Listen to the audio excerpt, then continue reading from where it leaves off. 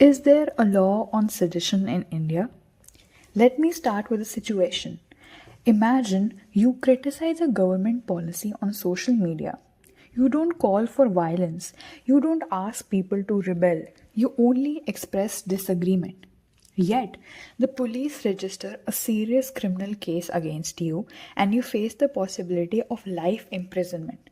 For many years in India, this was possible because of the law of sedition. Today, I will be discussing the journey of sedition law in India, where it came from, how it worked under the IPC, why it was repealed, and whether it has truly disappeared or returned in another form. This topic is important because it directly affects our freedom of speech and expression, so stay tuned. The offence of sedition was introduced in India in 1870 by the British colonial government.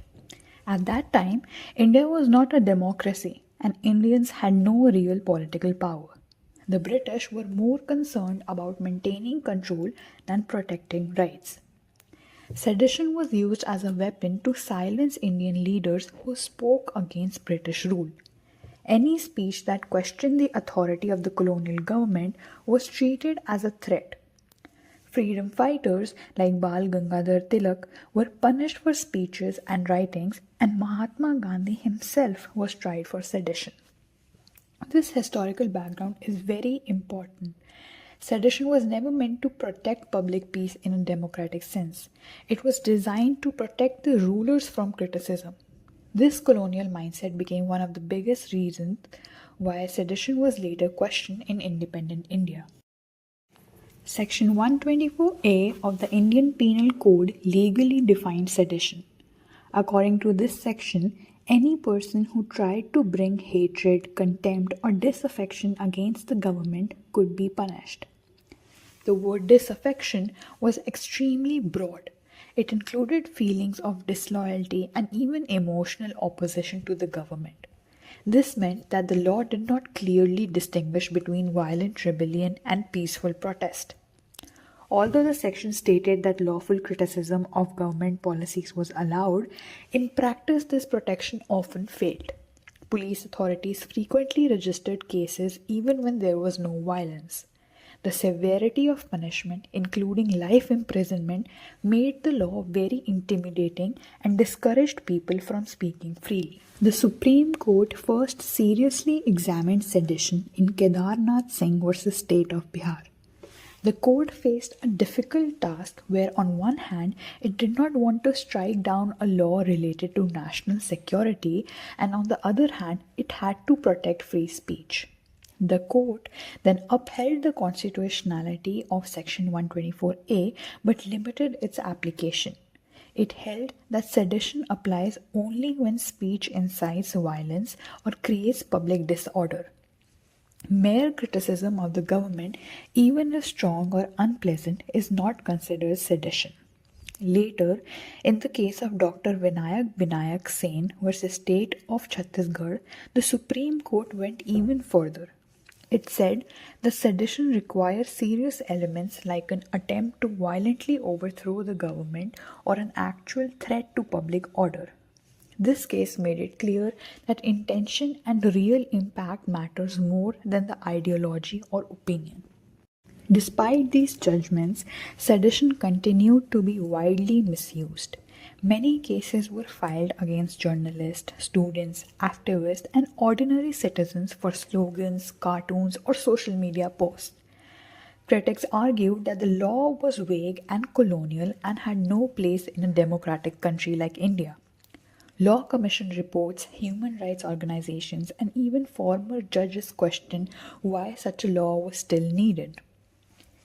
Therefore, in 2022, the Supreme Court effectively froze the operation of Section 124A and asked the government to review it. This led to a major legal change. When the Bharatiya Nyaya Sanhita was enacted in 2023, Section 124A was removed, and for the first time, sedition no longer existed as a named offence in Indian law. However, the repeal of sedition did not mean that all speech-related national security offences disappeared. Section 152 of the Bharatiya Nyaya Sanhita was introduced to deal with acts that threaten the sovereignty, unity, and integrity of India. This provision focuses on serious threats like secession, armed rebellion, and subversive activities. Unlike Section 124A, it does not criminalize hatred against the government itself. Another important difference is that Section 152 clearly requires intention. The act must be done knowingly or purposefully. It also protects lawful criticism of government actions. On paper, this suggests a shift from punishing dissent to punishing genuine threats to the nation. The Tejinder Pal Singh case is important because it shows how courts are interpreting Section 152 in practice. The petitioner was accused of supporting separatist ideas through a Facebook video and was charged under the new law. The Rajasthan High Court made it clear that Section 152 cannot be used casually. The court said that there must be a direct connection between the act and the likelihood of violence or unrest.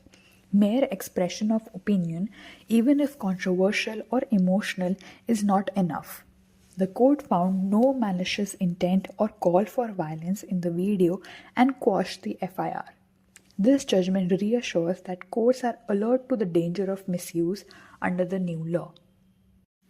But even today, there is a strong debate around Section 152. Critics argue that although sedition has been removed by name, the new provision may serve the same purpose if applied broadly. They worry that vague terms like subversive activities can still be misused.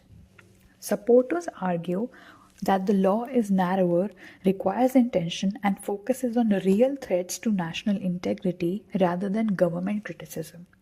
They believe that judicial interpretation will prevent misuse. This debate shows that the conflict between free speech and national security has not ended but has only taken a new legal form.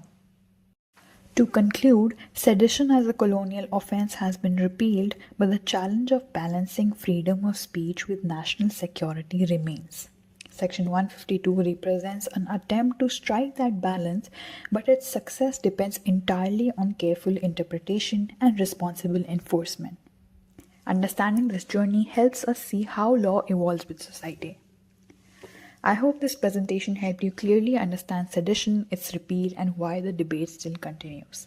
Thank you for listening, and for more such legal content, don't forget to like, share, and subscribe to Lawminds. See you next time.